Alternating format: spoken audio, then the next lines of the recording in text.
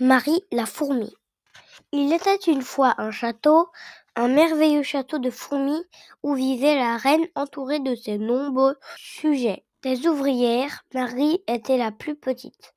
Chaque jour, elle courait avec ses sœurs de tous les côtés à la recherche d'un peu de nourriture, mais tout ce qu'elle trouvait était trop lourd à porter ou bien trop gros à traîner pour sa petite taille. Si bien que ses sœurs se moquaient d'elle en lui faisant un tas de misère. Et quand elle rentrait le soir au château, le dos courbé sous son maigre fardeau, elle était bien souvent la dernière. La reine des fourmis, qui n'avait pas bon caractère, se mit en colère en apprenant que le plus petit de ses sujets n'accomplissait pas sa tâche. Nous avons beaucoup de bouches à nourrir et chacune de nous doit apporter quelque chose au garde-manger, s'écria-t-elle furieuse et, sur le champ, elle fit renvoyer Marie. Notre pauvre fourmi s'enfuit donc seule dans le jardin. Très vite, elle se perdit et comme elle ne savait pas où aller, elle se mit à pleurer. Quand elle apprit la cause de sa tristesse, Mireille l'abeille, qui butinait par là, l'invita à la suivre jusqu'à sa ruche. « Notre reine te trouvera peut-être un petit travail.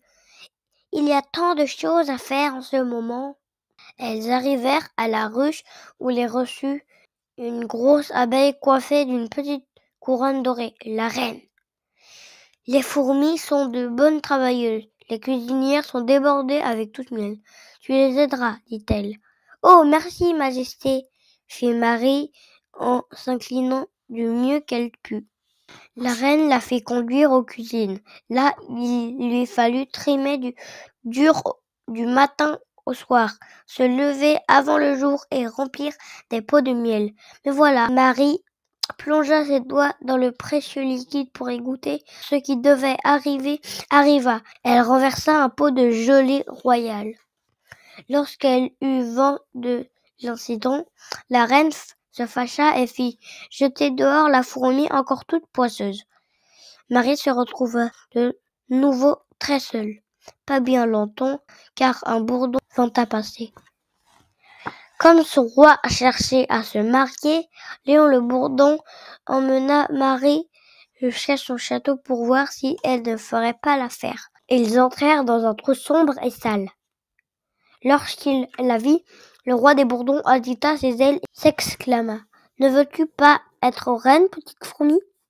Être la reine d'un roi aussi laid ? Non merci. » Marie n'en avait pas du tout envie. C'est pourquoi elle s'enfuit à toutes pattes. Elle courut se cacher dans un bouton de rose et là, une petite voix lui dit : « Ce que je m'ennuie à toujours rester repliée sur moi-même. Reste, petite fourmi, reste, je t'en supplie. Tu me tiendras compagnie. » Aussi dit-elle oui à la rose qui s'ouvrit et exhala tout son parfum. La rose devint la rose